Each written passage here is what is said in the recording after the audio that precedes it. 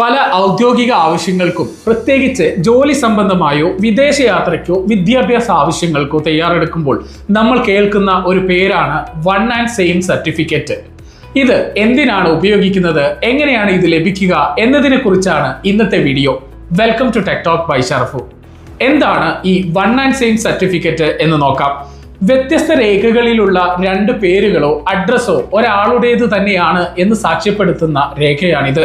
പേരിന്റെ സ്പെല്ലിങ്ങിലെ മാറ്റം, ഇനീഷ്യൽ വിട്ടുപോകുന്നത്, അല്ലെങ്കിൽ വിവാഹശേഷം പേരിൽ വരുന്ന മാറ്റം എന്നിവയ്ക്കെല്ലാം ഈ സർട്ടിഫിക്കറ്റ് അത്യാവശ്യമാണ്.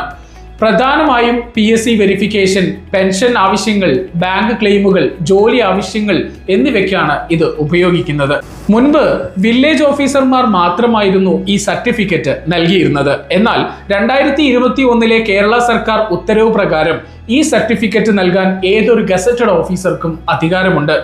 നിങ്ങൾ വിദേശത്ത് പോകാനോ വിദ്യാഭ്യാസ ആവശ്യങ്ങൾക്കോ അല്ലെങ്കിൽ എമിഗ്രേഷൻ ആവശ്യങ്ങൾക്കോ ആണ് ഇത് ഉപയോഗിക്കുന്നത് എങ്കിൽ പലപ്പോഴും വില്ലേജ് ഓഫീസർ നൽകുന്ന ഡിജിറ്റൽ സർട്ടിഫിക്കറ്റ് തന്നെ ചോദിക്കാറുണ്ട്. എന്നാൽ കേരളത്തിലെ സർക്കാർ ഓഫീസുകളിലെ ആവശ്യങ്ങൾക്ക് ഗസറ്റഡ് ഓഫീസർ നൽകുന്ന വൺ ആൻഡ് സെയിം സർട്ടിഫിക്കറ്റ് ധാരാളമാണ്. ഇനി ഇതിനാവശ്യമായ രേഖകൾ എന്തൊക്കെയാണ് എന്ന് നോക്കാം.